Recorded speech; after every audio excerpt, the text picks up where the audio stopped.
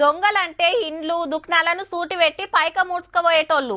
కొందరు గుళ్ళను మాత్రమే దోసుకుంటే ఇంకా కొందరు ఏటీఎంలను పర్సులు కొట్టేసే బ్యాచ్ అలాగుంటే ఆడోళ్ళ మెడల గొలుసులు అందుకపోయే బ్యాచ్ ఏరే ఉంటది.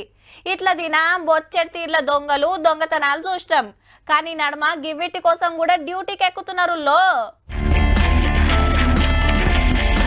ఆటో దిగిండు, జప్పున పోయిండు, మూటెత్తుకొని వచ్చిండు. ఈ మల్కకి ఇద్దరు 3 మూటలు తెచ్చి బండి చాలు చేసుకొని జంపు. హీగేముంది, తెల్లారంగా ఇంటి ముంగట చూసినా చెప్పులు బూట్లు గయాబు. హైదరాబాద్ ముసారంబాగ్ ఏరియాలో ఒక్కనాడే 4 అపార్ట్మెంట్లలో చెప్పుల స్టాండ్లు లూటీ చేసిండ్రు పనిమంతులు. ఓ సిఐ ఎస్ఐ గారుల బూట్లు గినెత్తుకపోయినట్టుల్లో. అన్నలకు తెలియదు కదా అవి ఎవలయో, మోసిందే లెక్క అనుకున్నట్టుండ్రు.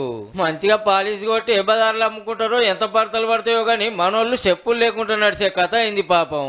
చెప్పులు బూట్లే కావచ్చు కానీ ఇంత ఇబ్బందికర పరిస్థితి వస్తుందని మాత్రం ఈ ఇన్సిడెంట్ తో మాకు అర్థమైంది. విషయం జ్వరంగా ఇమ్మీడియట్ పోదాం అనుకున్నాం కానీ అసలు చెప్పులు లేవు, బూట్లు లేవు. చెప్పులు తీసుకొని పురుషుని వెళ్ళి పోలీసులకు కంప్లైంట్ చేస్తాం. ఇక గీ అన్ని ఇంకా తోపు 100 దొంగతనాలు చేసుడే రికార్డు అంటే ఏడేడు ఏమేమి ఎత్తుకొచ్చింది డైరీలో రాసుడు ఇంకో రికార్డు. ఇండ్లకు సూటి పెట్టుట్ల మనోడు ఎంత రూవాడంటే 2 వారాల కిందనే జైలు నుంచి వచ్చి పట్నంలో 4 జాగాల్లో పంతనం చూపించిండు. రాసుకోవడం బాగా అలవాటు ఉన్నట్టుంది. బట్ మనకు దొరికిన దాంట్లో అయితే రాద్దాం అనుకోడు కానీ ఇంకా రాయలేదు. రాయకముందే మనం పట్టుకోవడం జరిగింది. మునిపోయి ఇంట్లో ఏం దొరకకుండా బంగారం పోయింది అన్నారట. అందుకే ఏ ఇంటికి సూటి పెట్టినా ఏమేమి ఎత్తుకపోతున్నాడో ఓ సిట్టి రాసి పెట్టేదట. ఈ నడవనే అప్సిగూడల పంతనం చూపించి ఎల్బీ నగర్ లో తిరుగుతుంటే పట్టేసిర్రు. ఓ బైకు 11 తులాల బంగారం దొరికిందట అన్నతాన. ఏం దొంగలు మోపాయిర్రా నాయన.